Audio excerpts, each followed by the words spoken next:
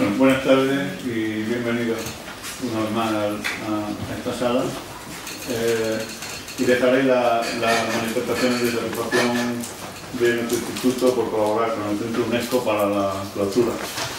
Y me centraré en mi satisfacción por presentarles a José Antonio López Nebot.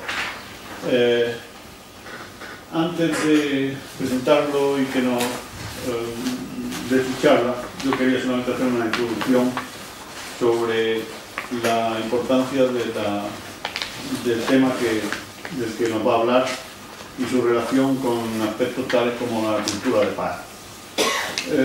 Voy a ser muy breve porque tenemos, además de la conferencia de la clausura, y señalar solamente que la lucha por los derechos humanos históricamente está relacionada con la lucha por la cultura de paz. La paz y los derechos humanos son lo mismo, o mejor dicho, los derechos humanos son un elemento fundamental de la construcción de una sociedad en paz. Relacionada además con la idea de la lucha por la felicidad humana. La lucha por la felicidad es un elemento común a las estructuras sociales, políticas, económicas e ideológicas, y en la cual podemos coincidir personas de cualquier ideología, formación y cultura. Porque la idea común sobre los derechos humanos es uno de los interrogantes y de los retos del siglo XXI. ¿Cuáles son los derechos humanos aceptados por todas las culturas que integran el planeta? ¿Cuál es el denominador común? Y en ese sentido hay que tener muy en cuenta que la Declaración de los Derechos Humanos se hizo en su día teniendo en cuenta las circunstancias de entonces, de la salida de las grandes guerras, y era hija de su tiempo. La Declaración de los Derechos Humanos es una especie de petición utópica, pero al mismo tiempo un camino normativo de cuál debe ser el comportamiento de los pueblos para evitar la guerra y para muchas cosas más, pero entonces se estaba pensando sobre todo en evitar la guerra y favorecer el desarrollo. Y es curioso que que la Declaración de los Derechos Humanos sea hija de su tiempo nos conduce exactamente a la importancia del tiempo, a la importancia del pasado en el presente. Uno de los grandes errores que, a mi juicio, se han cometido en los dos últimos siglos, cuando se ha pretendido cambiar la forma de vida de las sociedades de una forma drástica, es pensar que se puede partir de cero y que, como diría algún historiador, las revoluciones europeas trataban de cambiar las sociedades dando la vuelta como un calcetín. Las sociedades no se pueden cambiar dando la vuelta como un calcetín, y habría que recordar aquella anécdota que cuenta Federico Mayor de cuando vino como profesor de Granada, el año de la dictadura, y como la cuenta él en una entrevista, la puedo contar. Dicen que se fue a la pizarra en una clase de bioquímica del ciclo de Krebs, aquí al lado, en lo que era la Facultad de Farmacia, y escribió la palabra revolución. Claro, imaginen por el año 70 lo que eso suponía. La gente pensaba, este hombre va a tener problemas, tal y cual, algunos se quedaron estupefactos, y estuvo hablando durante unos minutos, y al cabo de unos minutos de hacer la introducción a la asignatura, se fue a la pizarra y borró la R, dejando solamente la expresión evolución, y les dijo a sus alumnos algo parecido a: la mayor parte de las cosas que ocurren en la naturaleza ocurren por evolución, y solo raras veces ocurren por revolución. Estaba hablando también, de alguna manera, en esos mecanismos biológicos, de lo que podríamos llamar los cambios y mutaciones. En el mundo hay muchos cambios y de cuando en cuando hay mutaciones, pero debemos sacar la idea de que los cambios se realizan con el día a día. Por tanto, lo que ahora somos viene del pasado, y uno de los peores errores que podemos tener es pensar que cada vez hay que inventar la pólvora. Por eso el valor de la historia es indiscutible. Y Y para terminar dejo una idea en el aire para reflexión, cuya respuesta está también en la historia. Y por eso creo que podría servir como introductorio a José Antonio. Por cierto, felicidades a todos, José y a todos los padres, que no sabemos, hasta que no lo somos, lo que eso significa de esfuerzo por la cultura de paz. Pues decía que dejaría una idea en el aire, que es la siguiente. ¿Por qué una declaración de los derechos humanos y no tanto una declaración de las obligaciones humanas? Estamos en el siglo XXI y ahora tal vez nuestra Constitución tiene 30 y tantos años y ya estamos pensando en el interés de su modificación. La Declaración de los Derechos Humanos tiene mucho más, como 50 y tantos, perdón, 60 y tantos. Y entonces tendría que ser también revisada, lo cual, por otro lado, parece una utopía desde el punto de vista geopolítico. Pero en el siglo XXI ya deberíamos plantear algo así como una declaración de los derechos humanos y una declaración de las obligaciones humanas, de todos modos teniendo en cuenta que desgraciadamente una parte sustancial de la humanidad no está en condiciones de desarrollar en su totalidad las obligaciones. Pero siempre, al menos los de países relativamente desarrollados, los habitantes de países relativamente desarrollados, deberíamos tener también obligaciones como seres humanos. Y yo creo que la respuesta a por qué es una declaración de derechos y no de obligaciones es porque de la historia traíamos las obligaciones y fue importante en el siglo XX reforzar los derechos. Por eso digo que tal vez por primera vez en una perspectiva histórica, en el siglo XXI, parece que comenzamos a asimilar que las obligaciones como miembros de la colectividad humana son muy importantes, y no solo morales, sino directamente sociales, obligaciones ecológicas, obligaciones de solidaridad universal en muchos sentidos. Bueno, pues le dejo la palabra a José Antonio, que es catedrático de Historia del Derecho y de las Instituciones, director del Departamento de Derecho Internacional Privado e Historia del Derecho de nuestra universidad, con lo cual su aportación a las obligaciones del ser humano está perfectamente o bastante cubierta. Investigador principal del Grupo de Investigación, Justicia y Gobierno de la Historia del Derecho Español y Europeo y vocal de diversas revistas científicas y académicas y miembro de la Sociedad Andaluza de Estudios Histórico-Jurídicos del Instituto de Migraciones de la Universidad de Granada. A mí me gustaría que fuera del nuestro. Si no son compatibles. No, pero algún burócrata dirá que no es. Y vicepresidente segundo, como sabéis, del Centro UNESCO de Andalucía. Pues nos hablará sobre los derechos humanos en la historia. Por cierto, ya se me olvidaba, lo más importante. Mi satisfacción viene de que fuimos también compañeros de colegio en el bachillerato. Muchas gracias.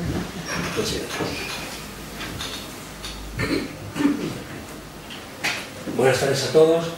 En primer lugar, quisiera manifestar mi satisfacción por encontrarme aquí en la sede del Instituto de la Paz y los Conflictos de la Universidad de Granada, y también quiero hacer constar mi agradecimiento porque este Instituto de la Paz y los Conflictos haya dado acogida a este tipo de conferencias organizado por el Centro UNESCO de Andalucía, a cuya junta directiva pues me orgullece pertenecer, y también a mis propios compañeros del Centro UNESCO de Andalucía. Les agradezco pues que hayan depositado en mí la confianza como para poder salvar de este tema. Y por último, como no, pues a mi querido compañero y amigo Jorge Bolaños le quiero pues agradecer sus palabras y que me parece una introducción perfecta para el tema que me corresponde a mí desarrollar esta tarde, que es los derechos humanos en la historia. La primera pregunta sería la siguiente: ¿qué sentido tiene una conferencia sobre los derechos humanos en la historia en un ciclo de conferencias titulado significativamente Los derechos humanos hoy? Por tanto, tengo que justificar en primer lugar por qué los derechos humanos en la historia. Pues bien, yo pienso que la comprensión plena del fenómeno de los derechos humanos exige la aproximación histórica. Y exige esa aproximación histórica por la sencilla razón de que los derechos humanos son un concepto histórico. Y cada época ha producido una cultura propia de los derechos humanos, privilegiando un derecho sobre otro. Por tanto, creo que como concepto histórico necesita ser esclarecido históricamente. En segundo lugar, hay que destacar la dimensión jurídica de los derechos humanos.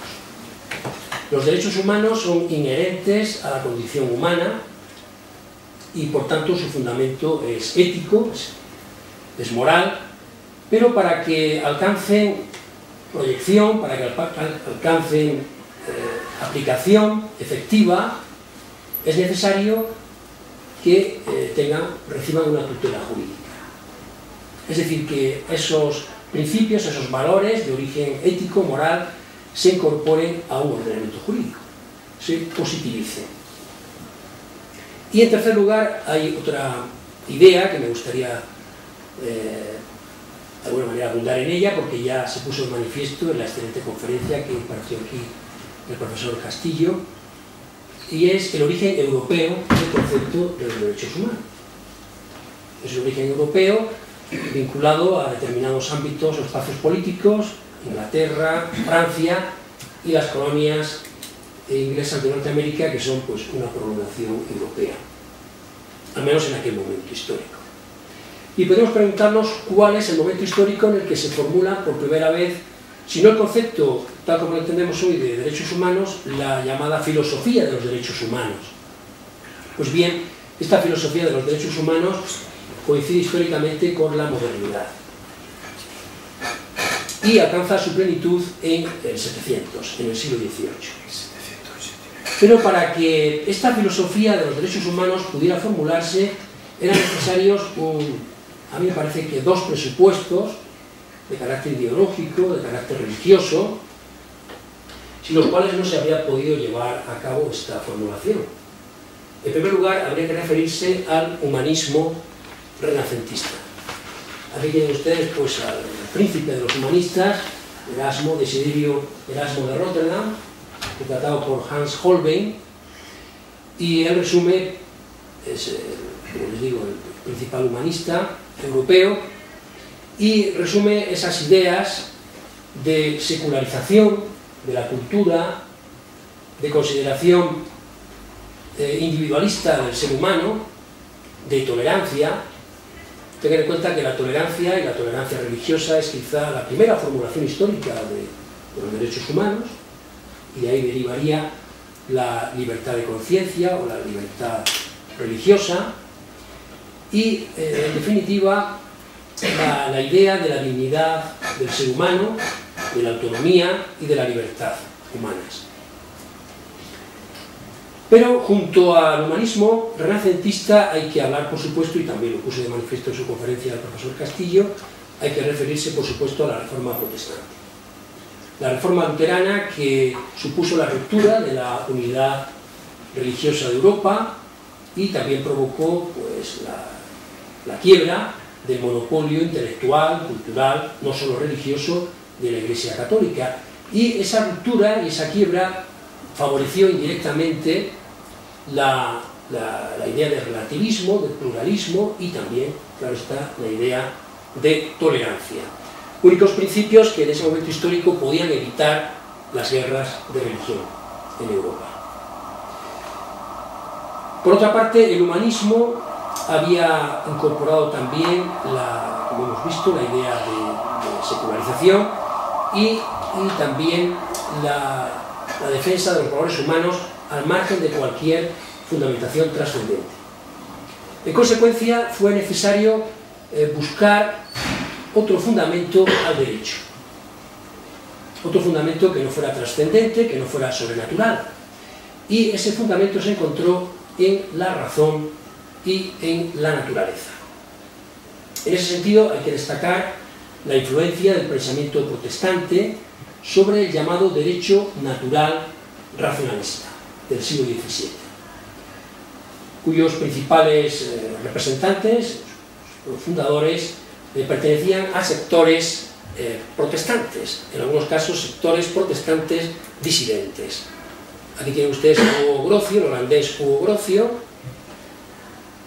la portada de su obra, De Jure Belli ac Pacis, considerado pues, uno de los grandes precursores del derecho natural racionalista y del derecho internacional moderno.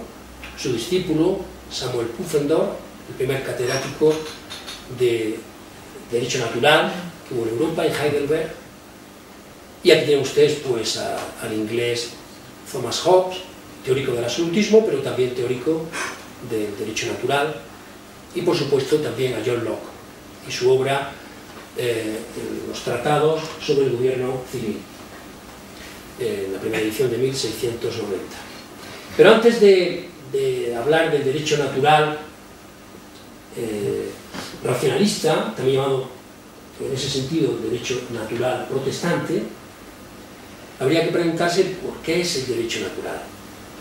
Y pues bien, el derecho natural supone la creencia en un orden normativo superior, no promulgado por ningún poder político, ni tampoco fundado en la costumbre, sino que es un orden jurídico superior, un orden normativo superior, válido y obligatorio por sí mismo, universal en el espacio, inmutable en el tiempo, es decir, que está al margen de la historia, y que se va a erigir en criterio juzgador de los distintos derechos positivos, de los distintos derechos vigentes. Hasta entonces, hasta el siglo XVII, sobre todo había predominado un iusnaturalismo, es decir, un derecho natural de fundamento teológico, fundamento tomista, y ahora se va a sustituir por un derecho natural racionalista, que se funda no en la revelación divina, sino que se va a fundar en la propia naturaleza humana y que es aprehensible, que es conocible a través de la razón del hombre como ser racional y autor. Es un derecho natural que tiene un fundamento, como ven, completamente distinto. Y es que la universalidad que se predica del derecho natural ya no podía fundamentarse en la fe religiosa, por la sencilla razón de que esa fe religiosa se había extendido tras la Reforma. Y de ahí que se vaya a buscar el fundamento en la naturaleza y en la razón, que es común a todos los seres humanos. ¿Dónde surgen esas primeras formulaciones de los derechos humanos, o de la filosofía de los derechos humanos? Pues bien, hay que citar el primer caso, Inglaterra, donde encontramos una formulación que podemos llamar historicista, porque los derechos y las libertades encuentran su anclaje y su fundamento en la historia. Y en Inglaterra se da la circunstancia de que no hay aparentemente una ruptura, sino que hay una cierta continuidad entre los derechos estamentales propios de la Edad Media y las libertades modernas. Es algo difícil de asimilar quizá para la mentalidad europeo-continental, como ahora veremos, que es completamente distinta a este modelo inglés, pero en Inglaterra parece como si no hubiese habido solución de continuidad entre la Magna Carta Libertatum, la famosa Carta Magna de Juan I de 1315, pues hasta llegar a la gloriosa Revolución de 1688 y hacia el Bill of Rights de 1689, hasta llegar incluso a los tratados sobre el gobierno civil de John Locke. Es como si no hubiese pasado el tiempo, sencillamente hay una evolución gradual desde esos derechos estamentales que se predican solo de los estamentos privilegiados, los varones, en el caso de la Carta Magna y la Iglesia, y luego se van a convertir en derechos de todos. Y donde va a existir un gobierno, se dice equilibrado y moderado, mediante la presencia de los tres órdenes políticos, que son la monarquía inglesa, los lores y los comunes. Vamos a ver qué ocurre en las colonias inglesas de Norteamérica. A diferencia de lo sucedido, como ahora veremos en la Francia revolucionaria, vamos a seguir un orden cronológico, en las colonias inglesas de Norteamérica no existía un antiguo régimen que derribar. no es exactamente el mismo modelo, como ahora veremos, sino que aquí la realidad opresiva frente a la cual se van a formular los derechos y las libertades es justamente la exclusión de las colonias del sistema parlamentario británico, que imponía contribuciones sin contar con el consentimiento de los colonos americanos. Es decir, que quedan excluidos del sistema parlamentario y también con el tiempo van a considerar al monarca, al rey de Gran Bretaña, como un tirano. Los súbditos del rey de Gran Bretaña, de la otra orilla del Atlántico, empiezan a considerar a su monarca como un tirano. Pero eso ocurre solamente en los 10 últimos años. Y las primeras reclamaciones y reivindicaciones de los colonos ingleses de Norteamérica se mueven todavía dentro de la tradición constitucional inglesa y no formulan una alternativa. Por tanto, hay una oposición muy fuerte de estos colonos al sistema parlamentario inglés, y justamente la cultura de los derechos de los rights en Norteamérica se va a fundar en la crítica a la omnipotencia del legislador, a lo que podemos llamar el estatalismo, del que vamos a hablar más adelante, aunque ese legislador haya sido elegido democráticamente. Pero hay una desconfianza y hay una crítica al papel representado hasta entonces por el legislador. Y en consecuencia, esta cultura de los derechos y libertades individuales en Norteamérica va a confiar la tutela de esos derechos y libertades a la Constitución. La Constitución, la norma directiva fundamental, derivada de un poder constituyente y que es la garantía frente a la posible, la eventual arbitrariedad del legislador. Se trata de una Constitución rígida, cuya reforma, cuya modificación exige un procedimiento complicado y que está protegida, se halla protegida por un control de constitucionalidad, pero que allí, a diferencia de lo que ocurre en los Estados europeos, se va a confiar a los jueces. Es un control difuso de constitucionalidad que van a desempeñar los mismos jueces ordinarios. Y los primeros textos alumbrados por la Revolución Americana van a ser justamente la Declaración de Independencia del 4 de julio de 1776. Aquí tienen ustedes una imagen posterior, ya del siglo XIX, no contemporánea a los hechos, en la que la comisión que elaboró esta Declaración de Independencia, encabezada por Thomas Jefferson, en la que también ustedes verán, pues, por su característica indumentaria y su aspecto especial, a Benjamin Franklin, también está John Adams. Hay ahí dos futuros presidentes de los Estados Unidos, Jefferson y Adams. Y por otra parte también hay que destacar la Declaración de Derechos del Estado de Virginia, que es incluso anterior a la Declaración de Independencia, es de 12 de junio de 1776, a la que van a seguir otras declaraciones de derechos de distintos estados, como va a ser, por ejemplo, Pensilvania, el mismo año 1776. La Declaración de Independencia, que llevan ustedes a Thomas Jefferson, y este es el texto, 4 de julio de 1776, contiene solo unas breves líneas sobre derechos y libertades, pero me parece que son fundamentales. Todos los hombres fueron creados iguales y su creador los ha dotado de ciertos derechos inalienables, entre los cuales se encuentran la vida, la libertad y la búsqueda de la felicidad. Para garantizar estos derechos se instituyen gobiernos entre los hombres. Ahora bien, si los gobiernos incumplen esa función, esa misión, los gobernados tienen el derecho de sublevarse. Es el derecho de resistencia que ya había sido formulado justamente por John Locke en el segundo tratado sobre el gobierno civil de 1790. En cuanto a la Declaración de Derechos de Virginia, aquí tienen ustedes al autor del primer borrador de esa declaración, que es George Mason. Contiene ya un catálogo específico de derechos del hombre y del ciudadano, proclamando que todos los hombres son por naturaleza igualmente libres e independientes y tienen ciertos derechos innatos, de los cuales, cuando entran en estado de sociedad, no pueden por ningún pacto privar o desposeer a su posteridad, a saber, el goce de la vida y de la libertad, con los medios para adquirir y poseer la propiedad y buscar y conseguir la felicidad y la seguridad. En cuanto a la Constitución Federal, en 1787, no contenía en principio ninguna declaración de derechos.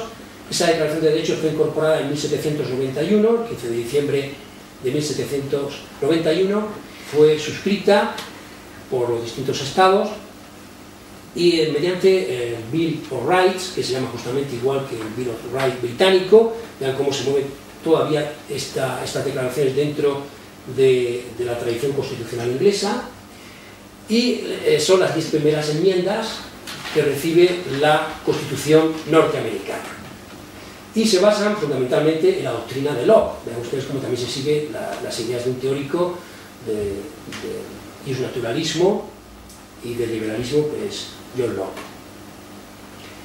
Entre esas libertades y derechos aparecen recogidas entre las 10 enmiendas la libertad religiosa, libertad de expresión, libertad de imprenta, libertad de reunión. Por otra parte, el derecho a poseer y a portar armas, algo que ustedes saben, pues muy debatido últimamente en Estados Unidos y que no lleva camino de resolverse. Es una enmienda, nada más y nada menos, a la Constitución de 1791. Seguridad de las personas y de sus bienes frente a incautaciones ilegítimas, y una serie de garantías penales y procesales penales, como son la prohibición de arrestos arbitrarios, el derecho a no declarar contra sí mismo, por otra parte el derecho a un juicio público, y finalmente el derecho a una asistencia letrada, a una asistencia jurídica. Hasta aquí la cultura de los derechos, muy sintéticamente reflejada, de los derechos norteamericana. Pero la última a la que hay que referirse, y la que más creo yo que nos afecta a nuestro ámbito político, en nuestro ámbito geográfico, es la que se identifica con la Francia revolucionaria. En Francia, a diferencia de lo que había sucedido en Inglaterra, donde no llegó a producirse la concentración de un poder político soberano, no llegó precisamente por la guerra civil y por las declaraciones de derechos del siglo XVII, en Francia sí que la monarquía se convirtió en monarquía absoluta, y el Estado absoluto alcanza su plenitud en el siglo XVIII. Pero justamente en el siglo XVIII ese Estado absoluto empieza a quebrarse. Se inicia la crisis del Estado absoluto, y la quiebra de ese Estado absoluto se va a iniciar en el ámbito de las ideas. ¿Y cómo? Pues mediante la formulación general de la filosofía de los derechos naturales, pero fundada justamente en el justnaturalismo racionalista, que va a concebir esos derechos individuales como derechos naturales, de suerte que los hombres son titulares y portadores de una serie de derechos que ya existían o ya existen en el estado de naturaleza, y que son de carácter prepolítico, es decir, anteriores a la organización política, y en consecuencia son derechos universales, derechos inalienables, derechos indisponibles y derechos inviolables. El Estado puede reconocer, puede titular, puede tutelar, puede garantizar estos derechos, pero no crearlos, por la sencilla razón de que no se puede crear lo que ya existe. Se subraya así la naturaleza artificial del poder político. El Estado es fruto de un poder constituyente, entendido como poder originario y soberano de una sociedad de individuos políticamente activos que deciden libremente los caracteres generales del poder político. De ahí que se hable del origen contractual del Estado, de acuerdo con la teoría, la doctrina del contrato social, que no ha existido históricamente, sino que es una mera imagen, una mera metáfora de la democracia. La quiebra del orden estamental, del viejo orden estamental, de privilegios, como sabéis, se produce con la Revolución Francesa, aunque no sabe si llamarla francesa o llamarla Revolución a secas, y al margen de suponer la ruptura de la vieja sociedad estamental de privilegios, va a suponer también el alumbramiento de una forma política nueva, un Estado nuevo, que es el Estado liberal de derecho. Ahora bien, durante el curso de la misma Revolución Francesa, esa ideología, esa teoría de los derechos individuales y naturales, anteriores a cualquier organización política existente ya en el estado de naturaleza, se va a combinar con una cultura estatalista de los derechos. Una cultura estatalista de los derechos que rechaza la idea de una comunidad políticamente soberana, llámese nación, llámese pueblo, que sea anterior y que se halle al margen del Estado. Y también se va a poner a la idea de la existencia de una serie de derechos y libertades al margen y anteriores a la ley del Estado. Para esta ideología, que podemos llamar ideología estatalista de los derechos y libertades, el poder público soberano y los derechos nacen al mismo tiempo y corren la misma suerte. Quien les da nacimiento es el poder político. Como ven, son dos ideas contrapuestas, pero dos ideas contrapuestas que van a mezclarse, van a entrecruzarse en el curso de la propia Revolución Francesa y que hacen más confusa la definición de los derechos propia de este modelo, porque es un modelo individualista, contractualista, pero es un modelo también estatalista.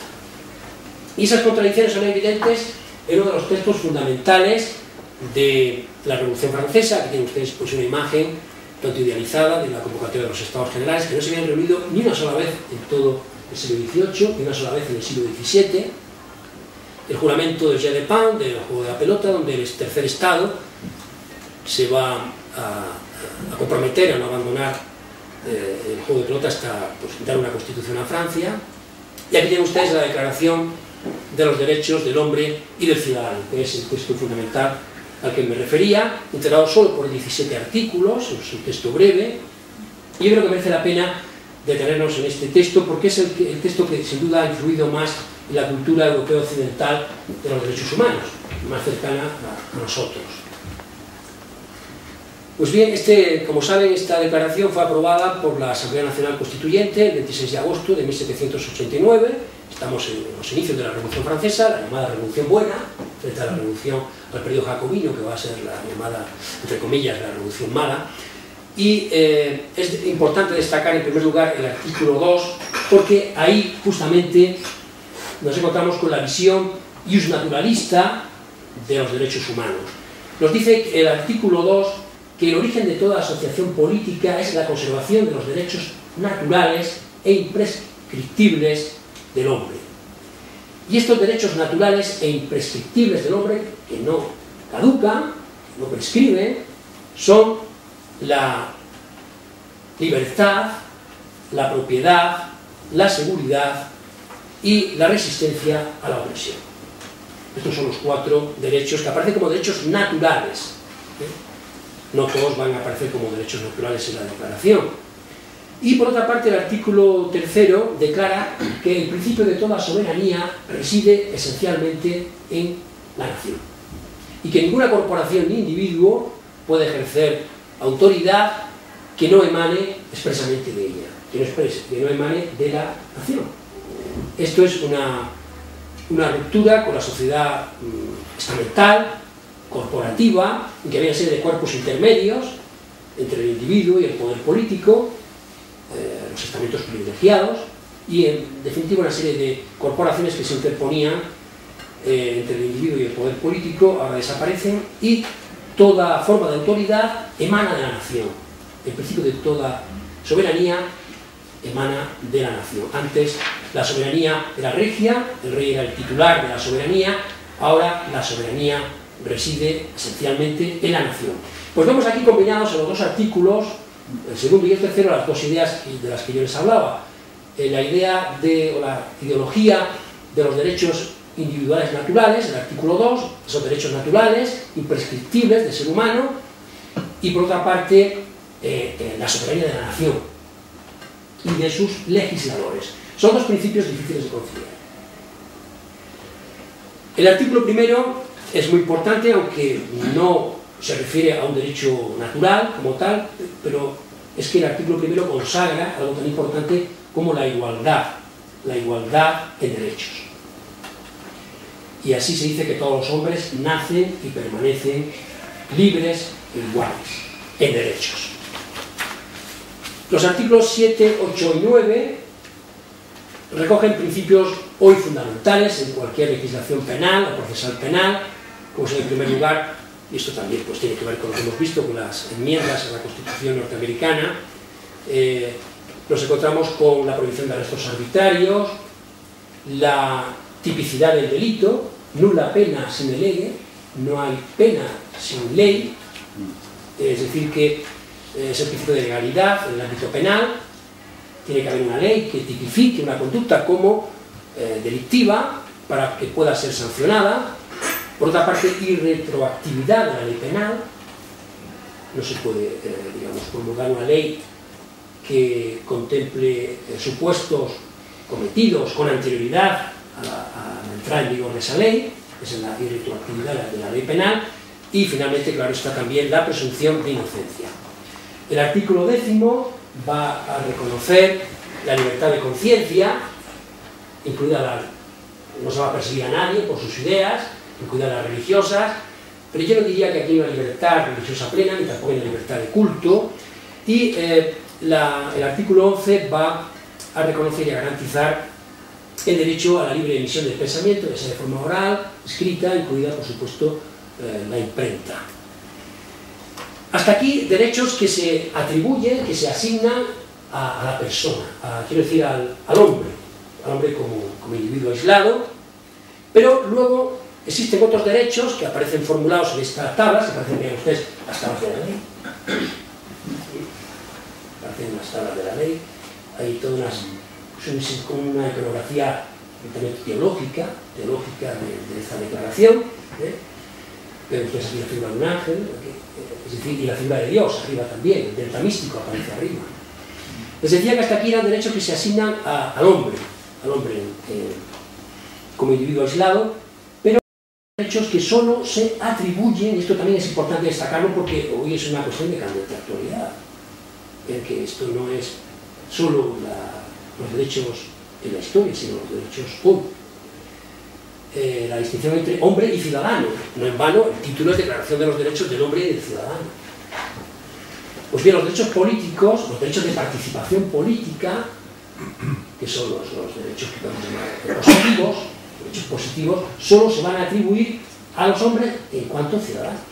No se dice ciudadanos franceses, pero en fin, se interpreta que son ciudadanos franceses, y así se dice en el artículo 6 de esta declaración, se dice que todos los ciudadanos podrán intervenir, tienen derecho a participar, bien personalmente, bien a través de representantes, en la formulación de la ley. Aquí hay un problema, aquí la revolución se enfrenta a un dilema, el dilema entre democracia directa, personalmente, la breve personalmente, y democracia representativa, que es el mundo en el que vivimos. Democracia representativa a través de representantes. En la fase jacobina de la Revolución Francesa se ensayará justamente pues, una democracia directa. Y es, en definitiva, el dilema entre la soberanía del poder constituyente y la soberanía de un poder legislativo ya constituido. Es, por tanto, esa contradicción a la que antes me refería. También solo se va a admitir con igualdad a los empleos, dignidades y puestos públicos a los ciudadanos, que también deben de contribuir. Aquí hay un deber, no solamente un derecho. Antes se refería Jorge Bolaños a los derechos, aquí también hay la obligación de contribuir según las posibilidades de cada uno a las funciones públicas. El artículo 16 es importante porque considera que junto a la división de poderes, y aquí hay una influencia de Montesquieu, el pensamiento de Montesquieu, como también se ha dicho que hay una influencia del pensamiento de Rousseau, aquí lo tienen ustedes a Jean-Jacques, pues bien, junto a la división de poderes es conditio sine qua non para considerar un régimen político constitucional la garantía de los derechos, que es otro problema con el que nos enfrentamos. Porque una cosa es la declaración de los derechos, otra cosa es la garantía eficaz de que se van a aplicar esos derechos. Y precisamente el punto débil de esta declaración de la que estamos hablando, y el punto débil en general de la Revolución Francesa, va a ser justamente la inexistencia de una garantía, de un sistema de garantías eficaz y estable para proteger estos derechos. Porque si vemos este texto, estos 17 artículos, estas tablas de la ley que parecen, ¿no?, pues vamos a encontrar la omnipresencia de la ley abstracta y general.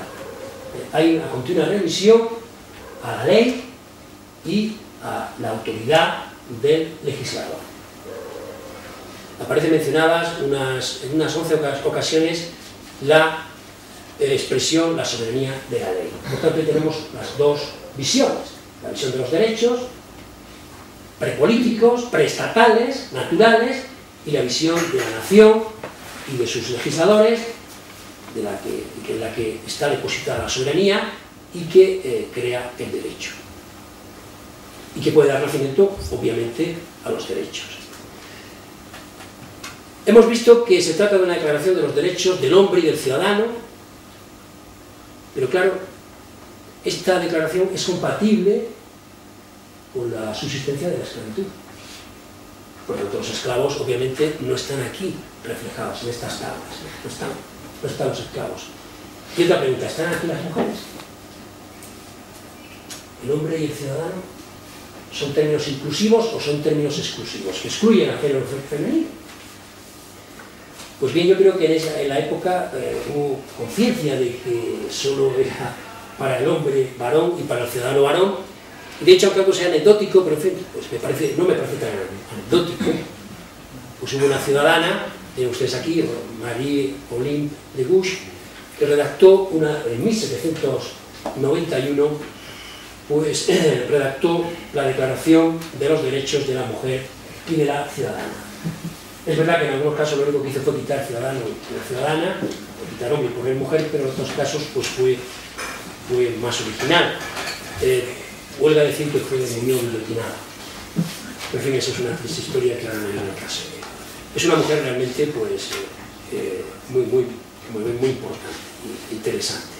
Esta declaración de los derechos del hombre y del ciudadano de 1789 va a ser recogida por una constitución, por la primera constitución francesa. Aquí tenemos ustedes una alegoría de la constitución, la primera constitución francesa, la constitución de 1791, donde ven ustedes pues el fascio, que luego se convertiría pues eso en símbolo del fascismo italiano, pero todavía no lo era, como tampoco la esvástica muy anterior, obviamente. Esto es un símbolo romano que aparece aquí, y aparece justamente recogida, se constitucionaliza los derechos en el preámbulo y en el título primero de esta constitución, la primera, que es una constitución monárquica, moderada, va a crear la monarquía parlamentaria en Francia, el rey todavía no ha sido ejecutado, y posteriormente va a ser ampliada esta declaración en la Constitución Jacobina de 1793, que apenas tuvo vigencia, pero que es muy interesante hablar de ella. Se incorporó a esa Constitución porque primero hay una ampliación de derechos, son 35 frente a los 17 de 1789, y por primera vez se van a incorporar a ese catálogo, a esa nómina de derechos y libertades, los derechos que hoy llamamos sociales. Los artículos 21, 22 y 23 de 1795 van a reconocer y garantizar el derecho al trabajo, el derecho a la instrucción y el derecho a la protección frente a la indigencia. Esto lo va a reconocer la Constitución Jacobina de 1793. Como ven, no se trata ya solo de reconocer derechos preexistentes, sino de promover otros derechos nuevos. Esto es importante, me parece muy importante destacarlo. Por otra parte, el artículo 18 de la Declaración de 1793 va a prohibir la esclavitud, que me parece un hito muy importante, y el artículo 28 afirma el irrenunciable derecho del pueblo a cambiar su constitución. Y creo que en los momentos en los que nos encontramos esto es de plena actualidad, porque este artículo 28 dice que una generación no puede sujetar a las generaciones futuras a sus temas. Y lo digo porque, como se está hablando de la reforma de la Constitución, y parece que no hay valentía para modificarla más que cuando interesa a Europa, pues se modificó el artículo 135 para introducir el principio de estabilidad presupuestaria. Creo que esto que se decía en 1793 es verdad. Y eso es lo que dice la historia del derecho. El derecho cambia. El derecho no es inamovible, ni siquiera el sagrado derecho reconocido o recogido en las constituciones. Y finalmente el artículo 35, pues vuelve otra vez al derecho de la resistencia, y más en medio de una constitución jacobina como la de 1793. Cuando el gobierno viola los derechos del pueblo, la insurrección es para el pueblo no solo el más sagrado de los derechos, sino el más indispensable de los deberes. Hay otra constitución posterior, que es la constitución promulgada ya en el directorio, la constitución de 1795, que pues un poco al hilo de lo que ha dicho antes Jorge Bolaños sobre las obligaciones y los derechos, que son el BES de los derechos. Aquí pues hay una declaración de los derechos y deberes del hombre y del ciudadano. La primera vez que también se habla de deberes y no solo de derechos. Estas tres constituciones y estas declaraciones a las que me he referido, especialmente, claro está, la de 1789, pues se convirtieron en el fundamento de la cultura europeo continental de los derechos y libertades, para distinguirlo del modelo británico y del modelo norteamericano, que son, como ven, distintos y están emparentados entre sí, están emparentados por su antiestatalismo y por su historicismo. Como he dicho antes, la Revolución Francesa alumbró un nuevo modelo de Estado, que es el Estado liberal de derecho. Ahora bien, una vez que se consolida el Estado liberal de derecho, estas declaraciones revolucionarias de los derechos y libertades, que incluso habían encontrado su plasmación constitucional, como hemos visto, van a perder poder en el ámbito normativo. Y se van a convertir en una suerte de declaraciones programáticas, pero carentes de verdadera eficacia jurídica, sin valor jurídico imperativo y efectivo, en suma, muy alejadas estas declaraciones y estos reconocimientos constitucionales del derecho positivo del Estado, que es el que aplican cotidianamente los jueces. Y, en consecuencia, los discursos del siglo XIX, los discursos decimonónicos liberales, en torno a la cuestión de los derechos y libertades fundamentales, más que la Constitución, se van a basar en el Estado y su derecho. Y se va a tender a rechazar la idea de unos derechos naturales, individuales, anteriores y superiores al Estado, es decir, derechos fundantes y no fundados, y se va a negar en consecuencia el iusnaturalismo, el derecho natural, que era el fundamento teórico de esta ideología de los derechos individuales. Desde esa perspectiva estatalista, claro, estamos ahora un modelo estatalista, el del siglo XIX, buena parte del siglo XIX, la soberanía va a residir en el Estado y los derechos y libertades fundamentales se consideran una mera concesión del Estado, una autolimitación del Estado cuya soberanía se considera plena.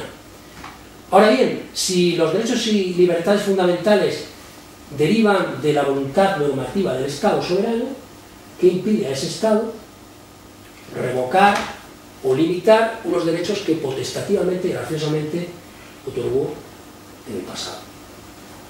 Queda todo, como ven, en manos del Estado. Sin embargo, tras la Primera Guerra Mundial se asiste a una crisis, estamos hablando de Europa, a una crisis general del Estado liberal de derecho, y gradualmente se va a redescubrir el valor de la Constitución como máxima garantía de tutela de los derechos y libertades, y también como norma directiva fundamental que puede evitar las arbitrariedades del poder político, de los poderes públicos. Y en ese sentido hay que destacar una serie de constituciones de entreguerras que se promulgan entre la Primera y la Segunda Guerra Mundial, significativamente la Constitución de Weimar de 1919, y muy influida por esta Constitución de Weimar, sobre la que pues, elaboró su teoría de la Constitución, el que luego se convirtió en teórico del nacionalsocialismo, Carl Schmitt, la Constitución republicana española de 1931, una Constitución pródiga en derechos de todo tipo, de carácter social, económico, cultural, que es un modelo de Constitución, pues como les digo, que reconoce una amplísima gama de derechos y libertades. Más tarde, las constituciones democráticas, surgidas tras la derrota en la Segunda Guerra Mundial del nazismo y del fascismo, van a poner de nuevo el acento en la soberanía popular, frente a la soberanía del Estado, como se había afirmado anteriormente. En ese sentido podemos destacar la Constitución italiana de 1948, o la ley fundamental, la Constitución, que es lo mismo, de la República Federal Alemana de 1949, o la Constitución francesa de 1946, que vuelven a la tradición revolucionaria de las declaraciones de derechos. Vuelven otra vez a incluir en el articulado de los textos constitucionales esas declaraciones de derechos y de libertades, como se había hecho en la Francia revolucionaria, y al mismo tiempo van a expandir su objeto para alcanzar también los llamados derechos sociales: derecho a la educación, derecho al trabajo, derecho a la salud, derechos que, como hemos visto, habían aparecido fugazmente en el curso de la Revolución Francesa, de la Constitución Jacobina de 1793, pero que contaban con ese antecedente. Y se va a ir consolidando la idea de que el poder político, el Estado, es un instrumento que solo existe como tal instrumento, como medio, para alcanzar un fin, que es justamente la garantía, la protección, la tutela eficaz de los derechos y libertades. Es un medio para alcanzar un fin. La finalidad del poder político es justamente garantizar la protección eficaz de esos derechos y libertades. Vean que es una vuelta otra vez a posturas, a ideologías de los derechos naturales frente al estatalismo, frente al acento en el derecho, en el Estado y su derecho. Y así va a aparecer pues, un término, un concepto. He hablado antes de Estado liberal de derecho, pues empieza a hablarse de Estado social de derecho, Estado social de derecho, que veremos hasta qué punto se puede mantener hoy en día. Y sin duda hay también que referirse a otra conquista del siglo XX, que también sucede, y ha habido ahí ya Jorge Bolaños, tras la Segunda Guerra Mundial, que va a ser la internacionalización de los derechos y libertades, a partir de la fundación, de la creación de la Organización de las Naciones Unidas, cuyo fin último justamente es la protección y promoción de los derechos humanos, de acuerdo con sus artículos 1, 2 y 13 de la Carta Fundacional, como saben, suscrita en San Francisco el 26 de junio de 1945. Y por otra parte también, claro está, la aprobación de numerosos convenios y tratados internacionales sobre derechos humanos. En ese sentido, claro, hay que destacar en primer lugar la Declaración Universal de los Derechos del Hombre, de los Derechos Humanos. Aquí tienen ustedes a dos miembros de la comisión encargada de redactar esa declaración de 1948. La presidenta de la comisión era Eleanor Roosevelt, una feminista comprometida, viuda del presidente Roosevelt, que había muerto justamente el año que acaba la Guerra Mundial, en 1945, y junto a ella está René Cassin, que es un diplomático francés. Son dos de los redactores de esa declaración. Esta declaración, como saben, se aprobó una histórica noche en el Palacio de Chaillot, en el antiguo Trocadero de París, el 10 de diciembre de 1948. Fue aprobada por 48 estados miembros, los signatarios de esa declaración, pero hubo 8 significativas abstenciones. Y entre esas abstenciones pues estaba la de la Unión Sudafricana, porque esta declaración condenaba de facto el apartheid. Por otra parte, Arabia Saudita también se abstuvo, porque también de alguna manera se establecía el principio de igualdad entre hombre y mujer. La Unión Soviética, Bielorrusia, Ucrania, Yugoslavia, Polonia, Checoslovaquia también se opusieron porque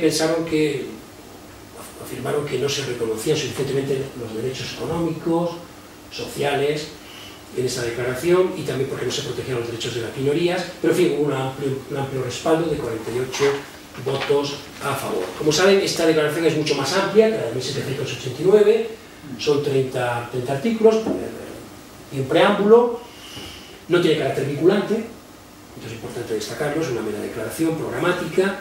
Los 21 primeros artículos recogen los principios o los derechos tradicionales, y del 22 al 29 se recogen los derechos que podemos llamar sociales. Los derechos sociales, los nuevos derechos sociales, que ya hemos visto reconocidos en las constituciones y aparecen también aquí recogidos en esos últimos artículos de la declaración. Aquí tienen ustedes otra imagen de Eleanor Roosevelt sosteniendo curiosamente el texto en castellano, pero era uno de los idiomas en los que está redactado este texto, de 1948. Y más tarde hay que referirse también a la elaboración y aprobación por la Asamblea General de dos pactos sobre derechos humanos, el 16 de diciembre de 1966, pero fíjense ustedes que ya desde 1948 se había previsto la elaboración de estos pactos que debían ser ratificados por los Estados miembros para que entraran en vigor, porque claro, la Declaración Universal del 48 no tenía carácter vinculante. Pues en fin, hasta 1966 no se pusieron de acuerdo para elaborar el texto. ¿Qué haya pasado mientras tanto? La Guerra Fría. Tras la Guerra Mundial, el mundo se distingue en dos bloques, el este y el oeste, y hubo una confrontación entre los países del este y los países del oeste en torno a estos pactos. Los países del este insistieron más en los derechos económicos, sociales y culturales, pensaban que eran los derechos de igualdad, frente a los derechos de libertad que el bloque occidental proponía como prioritarios, que eran los derechos civiles y políticos. El bloque oriental, la URSS y sus países satélites, proponían que solamente había que aprobar unos pactos únicos. Sin embargo, Occidente se mostró favorable a dos pactos, y así fue como se aprobaron dos pactos diferentes. En primer lugar, el Pacto Internacional sobre Derechos Económicos, Sociales y Culturales, en que algunos derechos reconocidos en la Declaración del 48 han desaparecido. Ha desaparecido el derecho de la propiedad, el derecho de asilo y el derecho de toda persona tener una nacionalidad. Sin embargo, aparecen derechos nuevos muy importantes. El derecho de autodeterminación de los pueblos, estamos en pleno proceso ya de descolonización, y por otra parte también el derecho de los pueblos a disponer libremente de sus recursos y riquezas, y también el derecho a la huelga. En cuanto al Pacto Internacional relativo a derechos civiles y políticos, los derechos de libertad, pues aparece en primer lugar, claro está, fundamentalmente el derecho a la vida, la prohibición de la tortura, de otros tratos o penas crueles, inhumanos o degradantes, la prohibición de la esclavitud, la enemiga de la esclavitud, los trabajos forzados y a las detenciones arbitrarias. Y una novedad es que un protocolo facultativo adicional a este segundo pacto sobre derechos civiles y políticos, pues confirió atribuciones a un comité de derechos humanos para recibir y examinar denuncias de particulares sobre violaciones de derechos humanos en cualquier país signatario de estos pactos, o de este pacto sobre derechos civiles y políticos. Y lo importante es que al ratificar estos pactos los estados ya son vinculantes para los estados, porque se convierten en derecho interno. También hay que decir que el proceso de ratificación de estos pactos fue lentísimo, también hubo muchas dificultades. Hasta un decenio después, hasta 1976, no se pudieron ratificar estos pactos, que exigían un número mínimo de 35 firmas, de 35 estados, para que entraran en vigor. Y solo un decenio después se consiguieron las 25 firmas o ratificaciones mínimas. Por tanto, vean ustedes cómo se han ido proliferando los tratados, los convenios, que ya no son declaraciones programáticas, sino que también ya son derecho vinculante para los estados, cosas distintas que los cumplan. Y por otra parte también se ha desplegado un proceso que se ha llamado de especificación. Los derechos humanos son universales por definición, pero también procede, por la vulnerabilidad de determinados colectivos, procede también su especificación. Y así ha surgido un interés, han surgido una serie de convenios pues, sobre el niño, como saben, la Convención sobre los Derechos del Niño, y es un tema especialmente grave, no solo por la desnutrición que hay en el mundo, sobre todo por la infancia, las enfermedades de los niños, sino también, como saben ustedes, el problema agravado por el reclutamiento de menores en conflictos armados, la aparición de niños soldados, o sea, muy grave, también un problema muy grave. Por supuesto, las mujeres con problemas como la desigualdad salarial entre hombres y mujeres, la violencia de género, y en determinados países pues, la mutilación genital, los homicidios de mujeres por cuestiones, motivos de honor, y también, por supuesto, las personas con discapacidad también han empezado a entrar también ya en el mundo de los derechos, empiezan a ser visibles. Y como saben, pues dentro del sistema de Naciones Unidas, al margen de la Asamblea General, pues hay organismos que se ocupan de cuestiones relativas con derechos humanos. En el primer momento esta comisión que elaboró la Declaración Universal, luego sustituida en el año 2006 por un Consejo de Derechos Humanos, y por supuesto hay que decirlo también, claro está, la UNESCO, que es el organismo, pues, podemos llamar intelectual del sistema de Naciones Unidas, y que cuyas funciones es justamente difundir la cultura de paz, que está íntimamente, estrechamente vinculada, por supuesto, con la cultura de los derechos humanos. Se trata de logros importantes, de avances importantes que han tenido como escenario pues, en la segunda mitad del siglo XX, pero sí hemos hablado de internacionalización, pero un sector relativamente importante de la filosofía política actual tiende a negar universalidad a los derechos, a estos derechos reconocidos universalmente, como todos los seres humanos, sin distinción de raza, de sexo, de nacimiento, de religión, de opinión política. Pues hay una determinada filosofía política que niega el carácter universal. ¿Por qué? Porque identifica esos derechos, esto tiene que ver con lo que decíamos antes a propósito de la Declaración de 1789, los identifica con la ciudadanía. La ciudadanía. Y con ser ciudadano. Y ser ciudadano pues es ser miembro de pleno derecho de una determinada comunidad. Y esto no todos lo somos. No todos los seres humanos lo son. Hay apátridas, personas que son refugiados, buscan asilo y no tienen, porque son inmigrantes, que piden asilo económico, no asilo político. No por cuestiones de conciencia, sino por cuestiones de supervivencia. Porque obviamente en determinados países las cuestiones de conciencia pueden agarrar en uno la privación de libertad o la privación de la vida. Por tanto, se restringe el concepto de derechos y libertades humanos a los ciudadanos, a la ciudadanía. Y estas teorías, se puede citar por ejemplo el pensamiento de un norteamericano, Marshall, que publicó una obra sobre la ciudadanía en 1950, solo 2 años después de la Declaración Universal de los Derechos Humanos. Aquí tenemos a Eleanor Roosevelt, pues solo 2 años después un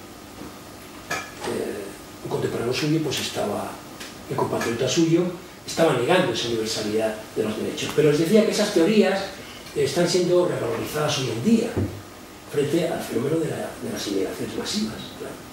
Cuando en el suelo de un país pues encontramos personas que no son ciudadanos de ese país y que están en situación irregular en ese país.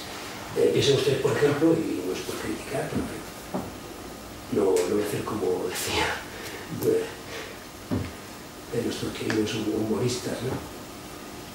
Típico, ¿no? Que mañana hablaremos del gobierno.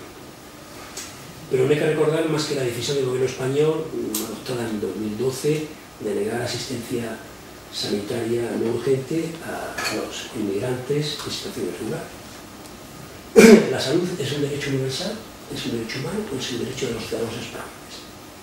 Y los que no son ciudadanos es el azufre, con los problemas derivados para el resto de la población, para la población española, problemas de contagio, de epidemias, algo aberrante. Menos mal que los médicos pues, y determinadas comunidades autónomas, como el País Vasco, pues han reaccionado y y también los médicos han ejercido su objeción de conciencia, pero como ven está muy de moda restringir los derechos humanos a los ciudadanos.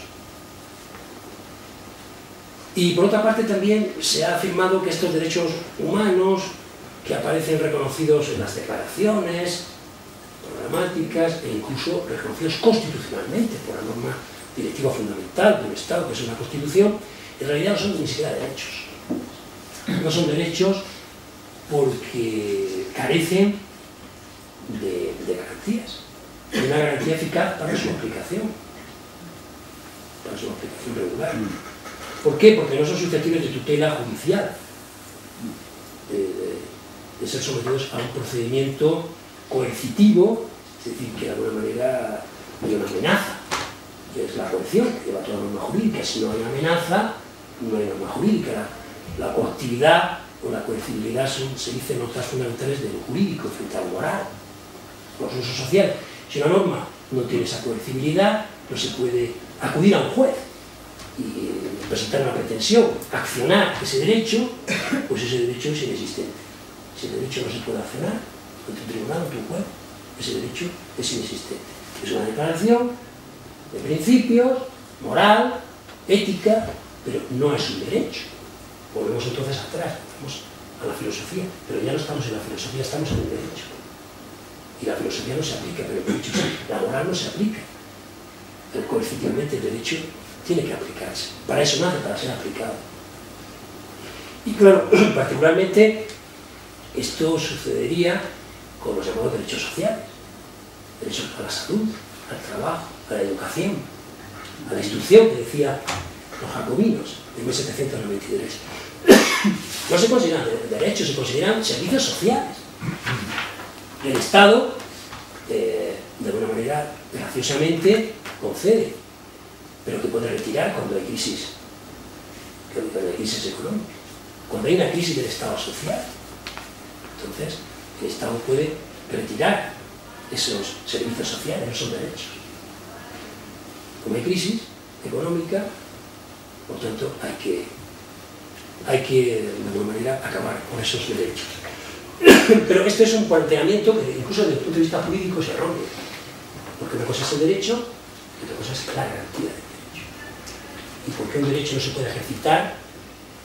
En el principio ese no sea el derecho. Hay una laguna en el ordenamiento jurídico, una laguna que se tiene que cubrir.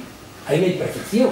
El ordenamiento jurídico, como toda obra humana, es perfectible. Y por tanto hay que introducir mecanismos para que se tutelen efectivamente esos derechos.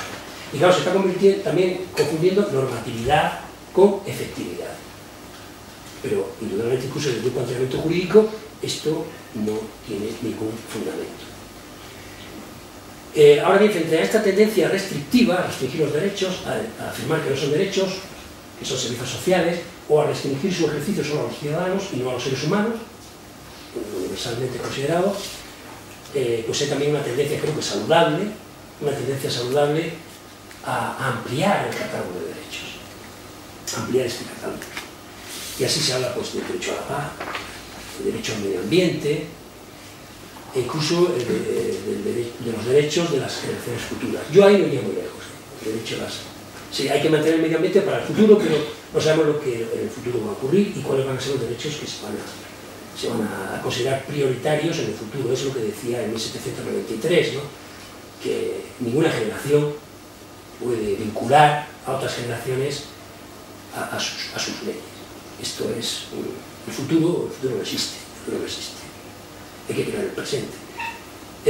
Creo que en esta línea hay que avanzar, pero sin banalizar, porque si incluimos demasiados derechos, puede llegar el momento ya de que sea un derecho fundamental divertirse. Yo digo a Aristóteles, dice, yo tengo derecho a divertirme, como un derecho fundamental.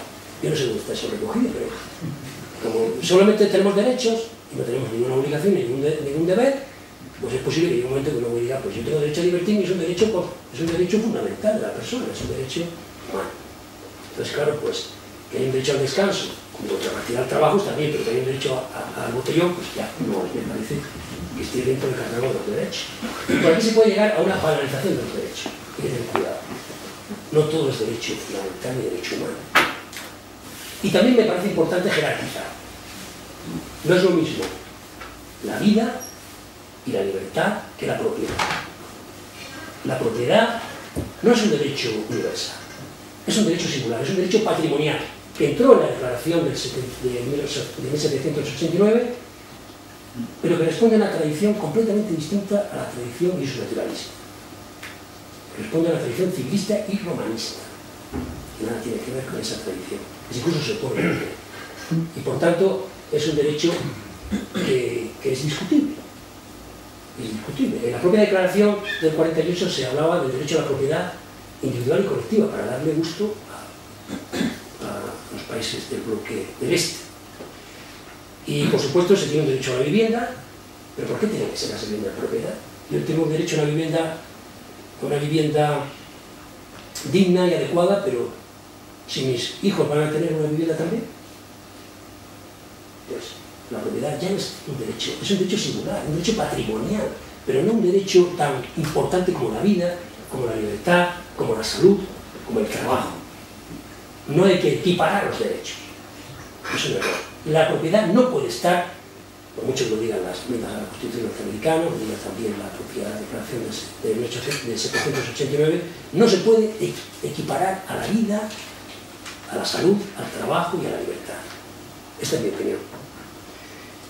Como ven, recapitulando, la historia en general y la historia de los derechos humanos en particular no es un proceso rectilíneo que conduzca ineluctablemente a la plenitud de los tiempos, sino que es un largo y tortuoso camino sembrado de obstáculos, de retrocesos, de discontinuidades.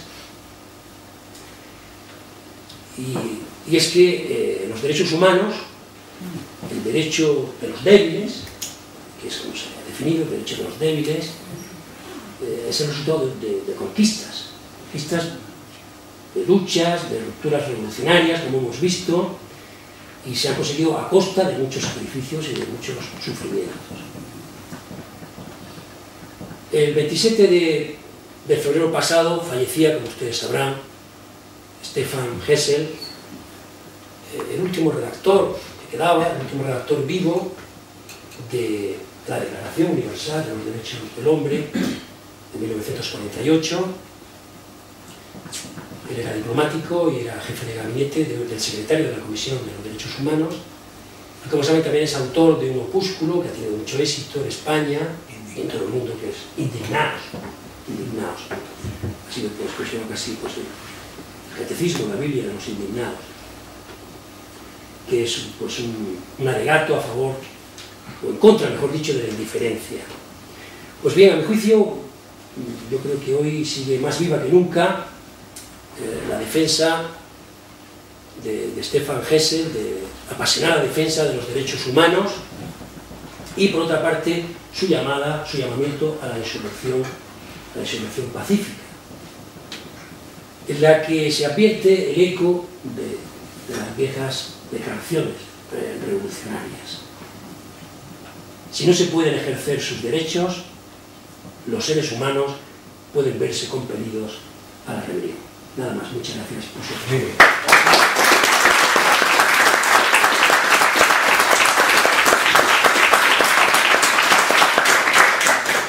Bueno, después de esta conferencia hay poco que decir, pero ejercitemos nuestro derecho a la expresión durante un periodo corto de tiempo.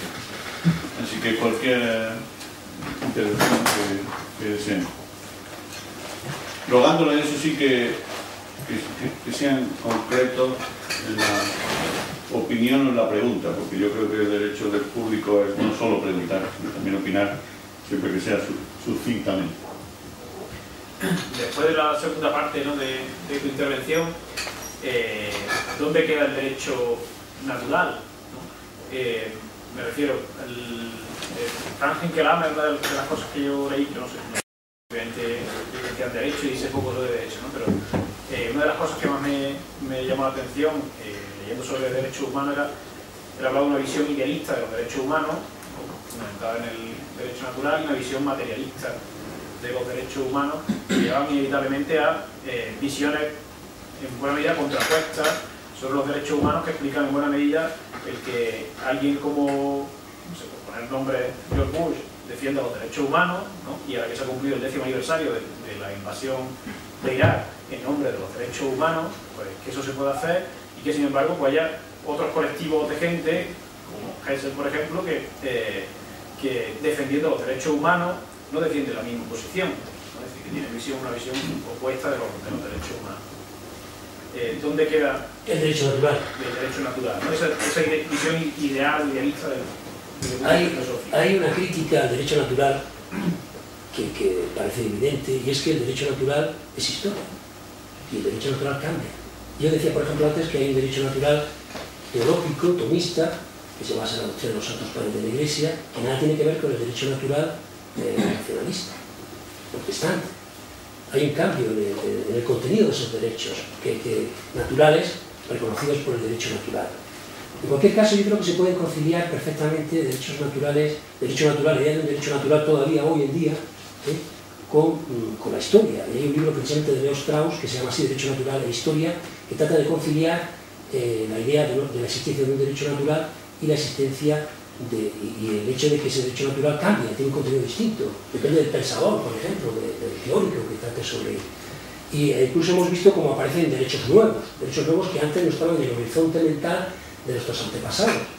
Yo pienso que, en mi idea, que dentro de los derechos fundamentales hay una especie de núcleo duro. El núcleo duro es la vida, es la salud, es la libertad, que no puede cambiar, porque es inherente a la condición humana. Y en ese sentido se puede seguir hablando de derecho natural. Y luego hay otros derechos que pueden ser apenedizos, que pueden ser más a la moda, y que pueden aceptarlos una generación y otra generación no aceptarlos. Digamos que serían derechos humanos primarios, derechos humanos secundarios. Y entonces derechos humanos secundarios pues pueden ser los derechos patrimoniales, por ejemplo. A eso me refería, ¿no? Entonces, hay un núcleo duro que es ínsito inherente a la naturaleza humana y que yo creo que no va a cambiar nunca, porque si en el futuro se dice que la vida no tiene valor, pues entonces es el valor fundamental. Y a partir de ahí surgen todos los derechos, ¿no? En ese sentido habría que decir ya no hay derechos.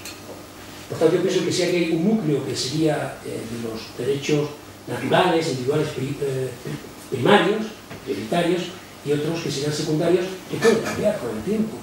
Pueden cambiar con el tiempo y quién sabe si en el futuro pues, no van a ser los mismos que hoy en día. Imaginemos que, por ejemplo, no hace falta trabajar en el futuro, porque es un ideal. Pues parece mentira que hubiera en su lujo trabajar, ¿no? Pero para determinados teóricos lo ideal es que no hubiera trabajo y elogio del ocio, ¿no? Por ejemplo, pues entonces el trabajo, ¿qué sentido tiene el trabajo? El trabajo era una maldición divina, era un castigo divino, no era un derecho. Ahora en esta Constitución es un deber y es un derecho. Es un deber, derecho ya no es. En todo caso, en cuanto al derecho natural, también quiero decir lo siguiente. El derecho natural, a partir de cuando acabó la dictadura de Franco, hubo una enemiga contra el derecho natural. Yo estudié Derecho Natural y ya no se habla de Derecho Natural, se habla de Derecho. ¿Por qué? Porque en la época de Franco pues, estaba de moda el Derecho Natural tomista.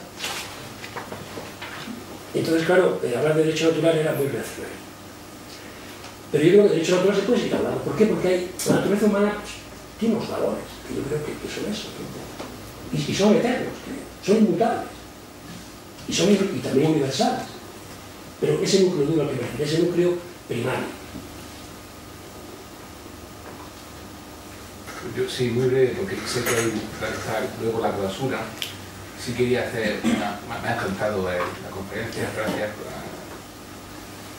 Y muy brevemente, el origen occidental de los derechos humanos, bueno, puede ser discutible, pero sí quisiera hacer una reflexión. Una reflexión de que la superioridad de Occidente sobre Oriente nunca es moral, casi siempre ha sido económica o militar, pero nunca moral. Simplemente hacer esa reflexión. Muy bien. Cuando yo he hablado de origen europeo, me he referido a la formulación del concepto de derechos humanos. Los derechos humanos son universales. Y al ser universales se predica de cualquier ser humano. Lo que sucede es que se ha intentado exportar el modelo europeo, occidental, incluyendo Estados Unidos, de derechos humanos a todo el mundo, incluso imponiéndolos por la fuerza, como la invasión de Irak, toma democracia con calzado. Y con malos tratos también, como estamos viendo ahora, ¿no? En ese sentido, se ha tratado de imponer esa cultura de los derechos y libertades a la europea, al resto del mundo. Pero yo creo que son valores universales y también pues, hemos hablado alguna vez, ¿no?, de que existe una declaración de los países árabes, ¿no?, de derechos fundamentales.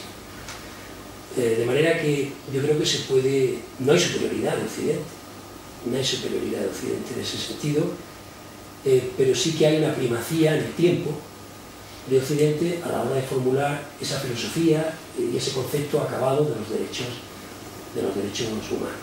Solo cronológica, entonces. Cronológica. Se dice que los países musulmanes viven en la Edad Media, yo no estoy de acuerdo con eso. No es exactamente con la égida. Sobre ese tema yo pues, también dedico una conferencia en otro ciclo del Centro UNESCO, organizado por el Centro UNESCO, habla precisamente del mundo árabe, de lo que había sucedido allí y del conflicto llamado conflicto de culturas, de civilizaciones, y no estoy de acuerdo en que haya una superioridad de Occidente en absoluto sobre... Hay una superioridad económica y militar, pero en fin, y además tampoco hay que generalizar, ¿no? El mundo musulmán, por ejemplo, no se puede generalizar en absoluto.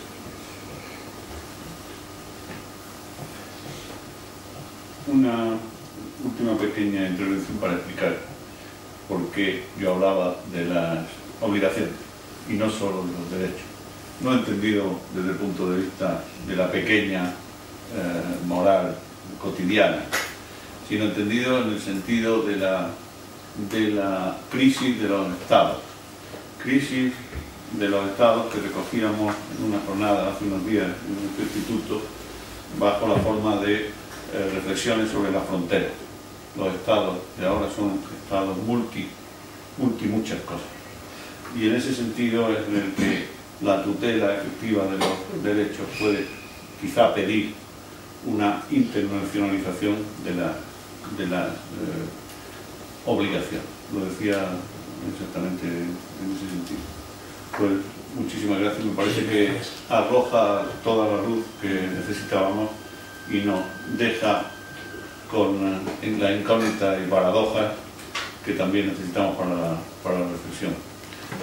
Una buena conferencia es aquella que te enseña y luego te hace pensar. Muchas gracias.